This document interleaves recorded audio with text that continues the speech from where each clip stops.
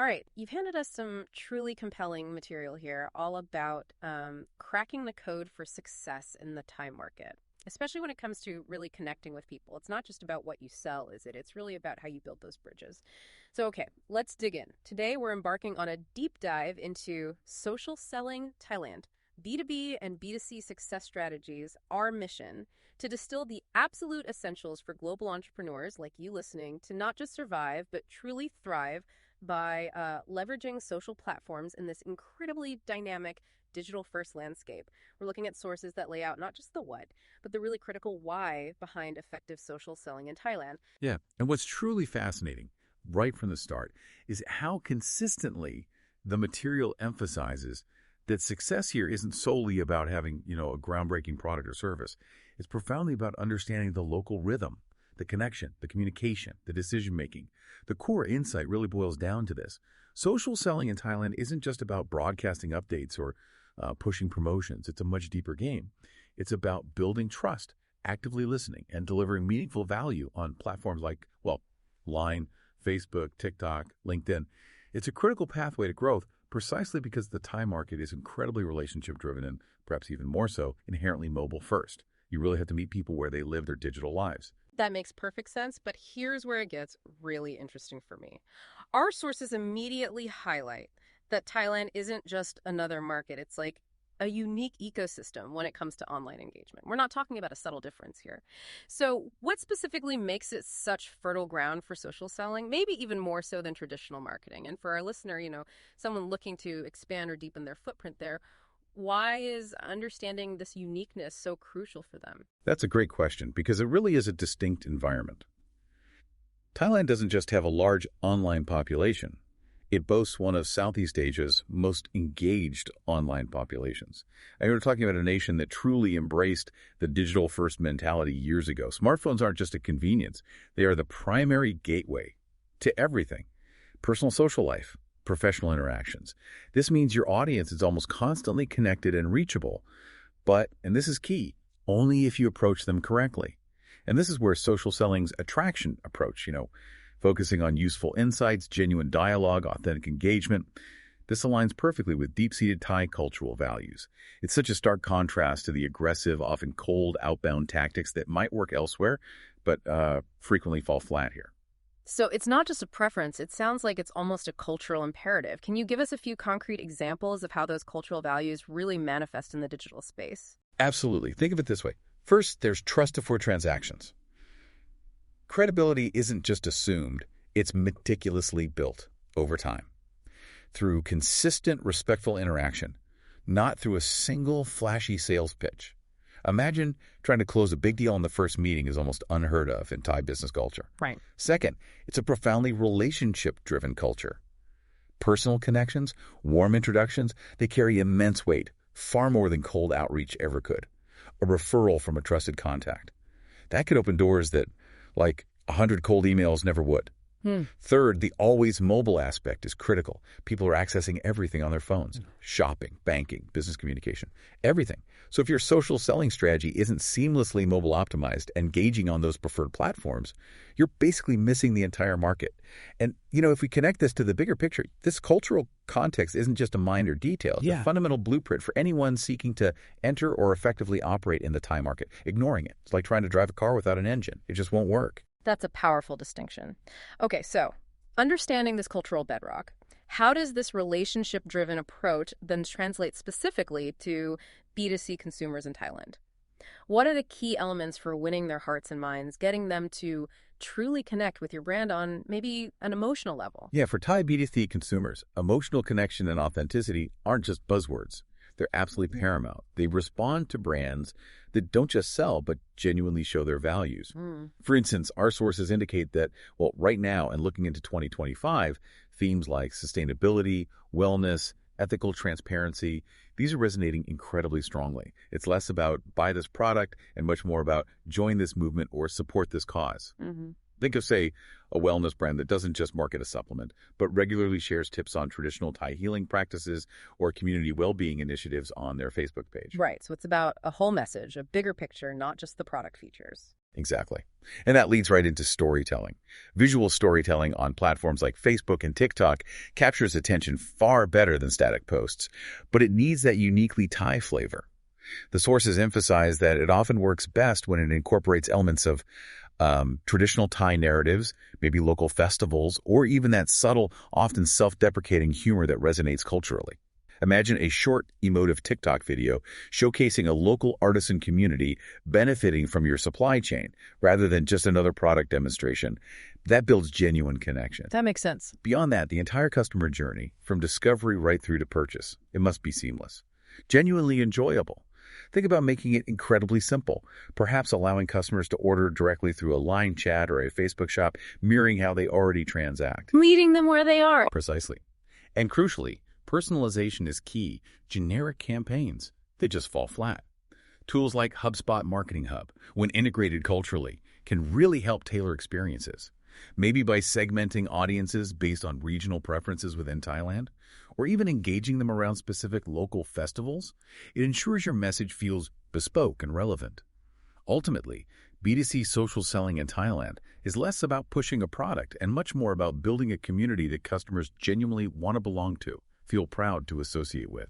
That's a truly insightful approach for the consumer side. But okay, when we shift to B2B and forging those really lasting partnerships in Thailand, what's the bedrock there? Is it still that emotional connection, or does something else take center stage when you're dealing with businesses that, prioritize trust and expertise above all? Well, while emotion still plays a role, absolutely, in Thai B2B marketing, credibility isn't just important, it's everything. Businesses are actively seeking reliable, long-term partners who truly understand their challenges and can offer tangible solutions. They want experts they can count on.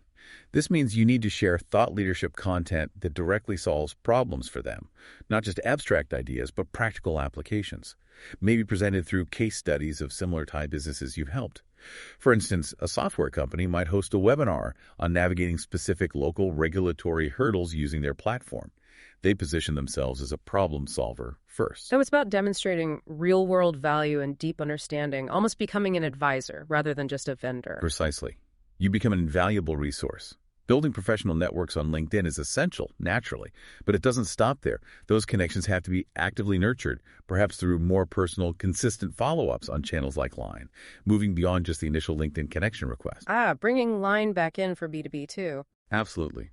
The focus should always be on long-term collaboration, demonstrating patience, commitment, moving beyond quick wins.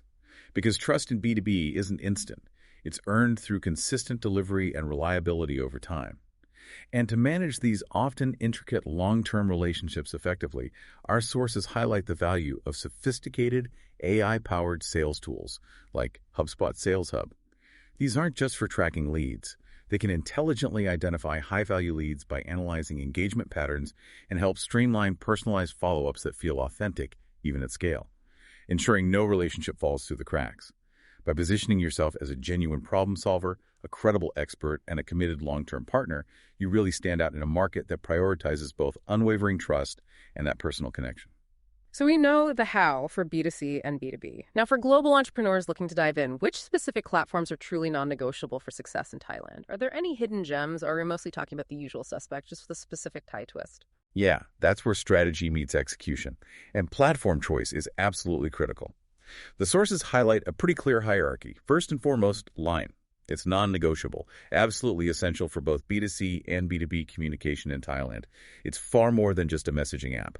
It's really a full-fledged ecosystem. It offers official accounts for promotions, customer support, and advanced tools like Line CRM help manage customer interactions directly within the app, which is crucial for that seamless conversational experience Thai customers expect. There's even Line Beacon for hyper-localized promotions, enabling proximity-based engagement that's incredibly effective in a mobile-first nation. People are always on the go. Wow, so it's not just messaging, it's an entire commerce and CRM solution, practically, within one app. That's quite powerful. Exactly. Then, of course, there's Facebook. It remains the largest hub for communities, content, and social commerce.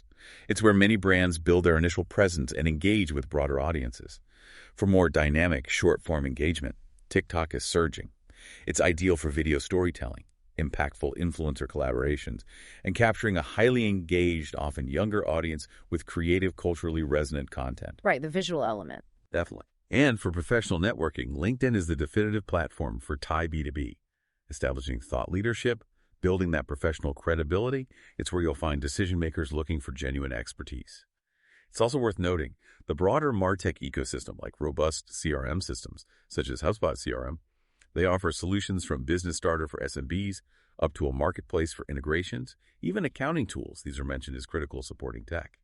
Similarly, integrated suites like Google Cloud and Google Workspace can enhance internal collaboration and data analysis, making sure your team is aligned and efficient in how they approach customers. Basically, streamlining all these social selling efforts across the chosen platforms. These tools aren't just generic. They really empower the personalized, relationship-focused strategies we've been talking about. We've kind of woven culture through our entire conversation, but let's really unpack it for a moment. How critical is cultural understanding in the day-to-day, almost minute-by-minute practice of social selling? What are those specific nuances you need to be aware of to avoid accidental missteps that could derail everything? Because sometimes it's the small things that have the biggest impact, right? You've hit on perhaps the most critical point, really. Cultural understanding isn't just important. It's as vital as your platform choice for success in Thailand. Neglecting it can, and often does, completely undermine even the best-laid social selling plans. For instance, trust. It isn't a switch you flip. It's more like a garden you cultivate slowly, consistently over time. Through reliable interactions, polite engagement, showing genuine interest, being too direct, too fast, or too aggressive can easily be seen as disrespectful and will immediately create a barrier. Second, respect is paramount. This means communicating politely, using appropriate honorifics, showing deference, especially when engaging with senior stakeholders. A subtle shift in tone or a carefully phrased question can make all the difference. For example, in a negotiation, an indirect, "How might we explore this further?" is often much preferred over a direct, "We need this by X date." Interesting subtlety there. Yes. And finally, ethical conduct. It's non-negotiable. This ties into transparency with data use and your intentions, particularly when you start incorporating AI tools. Thai consumers and businesses really value privacy and honesty. And this raises that important question. How might neglecting these subtle cultural cues maybe being overly informal, rushing a decision, not clearly explaining how you use customer data, how might that completely derail your attempts to build that all-important trust and ultimately your social selling success? It's about earning the right to engage, not demanding it. That's a truly powerful and very practical insight. So for someone who's listened to all this and is now thinking, okay, I'm ready to jump in, what's a straightforward, actionable framework they can use, something to start applying these social selling principles in Thailand today without feeling completely overwhelmed? Yeah, absolutely. To create sustainable growth in both Thai B2B and B2C markets, our sources outline a pretty clear 6-step framework. First, you absolutely need to define your Thai target persona. Don't just think demographics. Truly understand their unique pain points, their aspirations, their daily digital habits, and crucially, what specific cultural values resonate with them. Second, optimize your profiles online, Facebook, TikTok, LinkedIn. This isn't just about a professional photo. It means ensuring your presence is culturally appropriate. Maybe incorporating a polite, humble tone in your bio, or showcasing local CSR initiatives through imagery, not just listing achievements. This subtly builds faith and respect, which is, as we said, paramount. Right, the profile itself speaks volumes. Exactly. Third, create value-driven content. This isn't just advertising. Your content should educate, entertain, or solve problems for your specific audience. Perhaps sharing a helpful guide on a local business challenge or a fun video celebrating a Thai festival. So less about pushing products constantly, more about becoming that trusted resource. Exactly that. Fourth, engage authentically. Focus on real conversations and interactions, not just broadcasting messages. Respond thoughtfully to comments, participate in local groups where appropriate, ask questions that show you're genuinely listening. Fifth, use AI tools strategically. Solutions like HubSpot Smart CRM are mentioned as ways to personalize and scale interactions without losing that authentic human touch. For example, an AI tool could help you remember to follow up after a specific Thai holiday or suggest culturally appropriate greetings, making your outreach feel genuinely personal, even when you're managing hundreds of contacts. Smart application, not just automation. Precisely. And finally, sixth, track performance. Measure engagement. Analyze what's working and what isn't, and be prepared to adjust your strategy as you grow and learn more about the nuances of the Thai market. This framework, it's designed to build those meaningful connections that lead to real, lasting business results. We've truly unpacked how social selling in Thailand isn't just, a fleeting trend, but a real strategic necessity. By deeply respecting cultural norms, intelligently choosing the right platforms, and combining authentic relationship building with smart, culturally aware AI tools, you are genuinely setting yourself up for success. It really sounds like playing the long game, but with sincerity. It absolutely is, and the sources make it undeniably clear. In Thailand, ultimate success doesn't come from being the loudest or the most aggressive seller. It really comes from diligently working to be the most trusted and reliable partner. So consider then how you can deeply integrate this trust-first philosophy into every single touchpoint of your strategy, turning what might start as a simple transaction into a truly enduring and valuable relationship. That's the real differentiator there.